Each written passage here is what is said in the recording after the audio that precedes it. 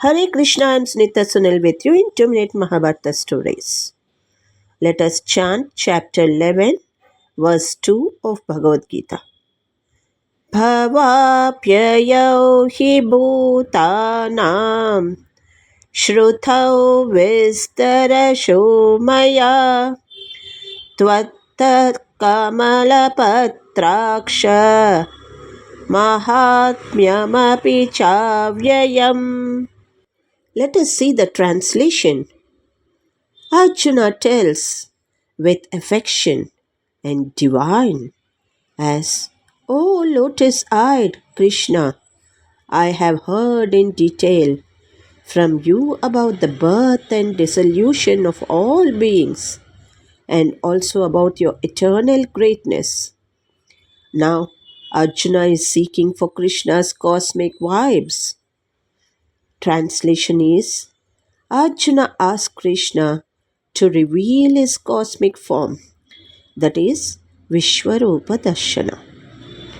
Krishna grants him divine sight. Arjuna then sees Krishna as the universe itself, with infinite faces, infinite arms, infinite suns, and infinite worlds, all in one body. Arjuna is stunned, realizing Krishna's greatness is beyond the words. Thank you.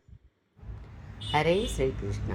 ಶ್ರೀಮದ್ ಭಗವದ್ಗೀತೆ ಅಧ್ಯಾಯ 11 ಶ್ಲೋಕ 2.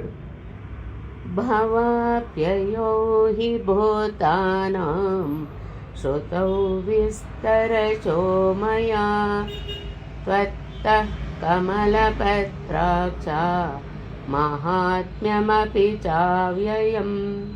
ಈ ಶ್ಲೋಕದ ಭಾವಾರ್ಥ: ಅರ್ಜುನನು ತನ್ನ ಸಂತೋಷದಲ್ಲಿ ಶ್ರೀಕೃಷ್ಣನನ್ನು ಕಮಲನೇತ್ರ ಎಂದು ಕರೆಯುತ್ತಾನೆ. ಕೃಷ್ಣನು ಹಿಂದಿನ ಒಂದು ಅಧ್ಯಾಯದಲ್ಲಿ ಅಹಂ ಕೃಷ್ಣಸ್ಯ ಜಗತ ಪ್ರಭವ ಪ್ರಲಯಸ್ತಥಾ, ಈ ಇಡೀ ಭೌತಿಕ ಅಭಿವ್ಯಕ್ತಿಯು ಕಾಣಿಸುವುದಕ್ಕೆ ಮತ್ತು ಅದೃಶ್ಯವಾಗುವುದಕ್ಕೆ ನಾನು ಮೂಲ ಎಂದು ಭರವಸೆ ನೀಡಿದ್ದಾನೆ. ಅರ್ಜುನನು ಇದನ್ನು ಪ್ರಭುವಿನಿಂದ ವಿವರವಾಗಿ ಕೇಳಿದ್ದಾನೆ. ಕೃಷ್ಣನು ಎಲ್ಲ ವಸ್ತುಗಳು ಕಾಣಿಸಿಕೊಳ್ಳುವುದಕ್ಕೆ ಮತ್ತು ಮಾಯವಾಗುವುದಕ್ಕೆ ಮೂಲವಾದರೂ ಅವನು ಅವುಗಳಿಂದ ದೂರ ಉಳಿದಿದ್ದಾನೆ ಎಂದು ಅರ್ಜುನನಿಗೆ ತಿಳಿದಿದೆ.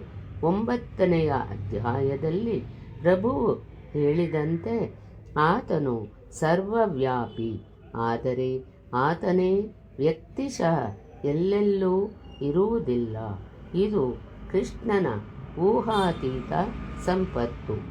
ಇದು ತನಗೆ ಸಂಪೂರ್ಣವಾಗಿ ಅರ್ಥವಾಗಿದೆ ಎಂದು ಅರ್ಜುನನು ಒಪ್ಪಿಕೊಳ್ಳುತ್ತಾನೆ.